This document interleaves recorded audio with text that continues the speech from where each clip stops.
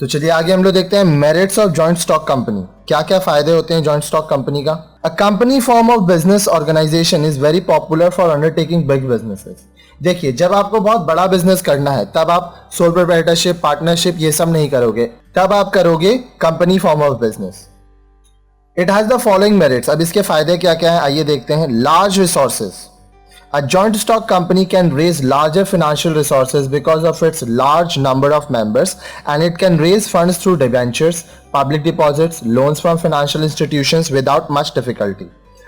देखिए, बहुत ज़्यादा आपके पास संसाधन होते हैं जॉइंट स्टॉक कंपनी में, क्योंकि यहाँ जो मेंबर्स हैं वो बहुत सारे हैं, तो आप आसानी से डिबेंचर्स के थ्रू या पब्लिक डिपॉजिट के थ्रू या फिनेंशियल इंस्टीट्यूशन से लोन लेके आसानी से आप अपना फंड अरेंज कर सकते हैं, अपने बिजनेस को बढ़ा सकते हैं। Limited liability. In a joint stock company the liability of its member is limited to the extent of the shares held by them. This attracts a large number of small investors to invest in the company. It helps the company to raise huge capital. Because of limited liability, a company is also able to take larger risk. This helps in making investment decisions easily.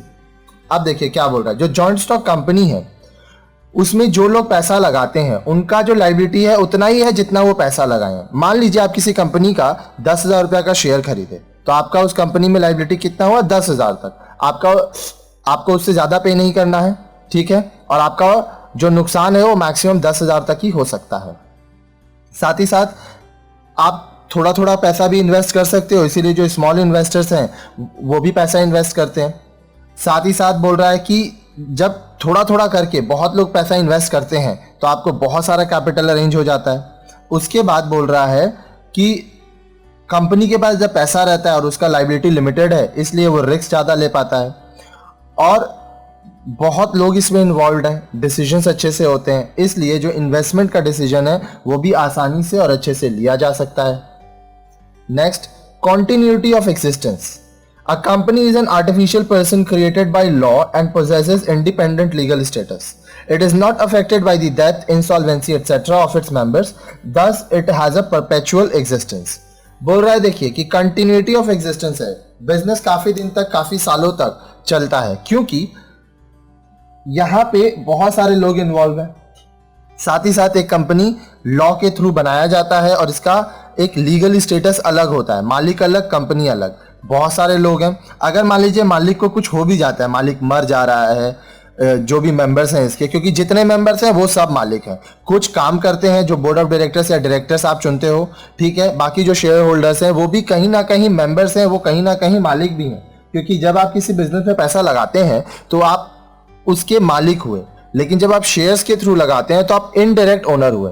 आप directly उस business में जाके अपने हिसाब से काम नहीं करवा सकते, ठीक है। तो यहाँ पे क्या बोल रहा है, अगर कोई मेंबर मर जाता है या कोई मेंबर का दिवाला निकल जाता है, दिवालिया घोषित होना मतलब उसका बिजनेस बंद हो जाना, तो इससे कंपनी को कोई इफेक्ट नहीं पड़ता है और कंपनी परपेचुअल एग्जिस्टेंस मतलब कंटिन्यू चलता रहता है। Next, benefits of large scale operation. The joint stock company is the only form of business organization which can provide capital for large scale operations. It results in large scale production, consequently leading to increase in efficiency and reduction in the cost of operation. It further opens the scope for expansion. क्या बोल रहा है देखिए, आपके पास बहुत सारा पैसा आता है जॉइंट स्टॉक कंपनी में, तो कैपिटल ज़्यादा होने की वजह से आपका जो ऑपरेशंस है, मान लीजिए प्रोडक्शन हुआ, फिर डिस्ट्रीब्यूशन हुआ, ग्रेडिंग हुआ, रिसर्च एंड डेवलपमेंट, सब में आप बहुत पैसा लगा पा रहे हो, तो क्या हो रहा है, आपका बिजनेस बहुत ज़्यादा बढ़ता है। जितना ज़्यादा आप प्रोडक्शन बढ़ा रहे हो उससे आपका कॉस्ट ऑफ प्रोडक्शन कम होता है, सामान और ज़्यादा अच्छा बनता है क्योंकि आप टेक्नोलॉजी का इस्तेमाल करते हो, इसलिए जो बड़े बड़े कंपनीज हैं वो हम लोग को कम दाम में अच्छा माल दे पा रहे हैं। साथ ही साथ स्कोप ऑफ एक्सपेंशन है क्योंकि आपके पास पैसा है। नेक्स्ट देखिए क्या बोल रहा है, liquidity. The transferability of shares acts as an added incentive to investors, as the shares of a public company can be traded easily in the stock exchange. The e-public can buy shares when they have money to invest and convert shares into cash when they need money. देखिए liquidity का मतलब क्या हुआ, आप जब चाहें जितना पैसा आप लगाए हैं, कैसे लगाए हैं, शेयर खरीद के, आप शेयर्स को बेच के वो पैसा अपना निकाल सकते हैं। स्टॉक एक्सचेंज बहुत बड़ा मार्केट है, ठीक है।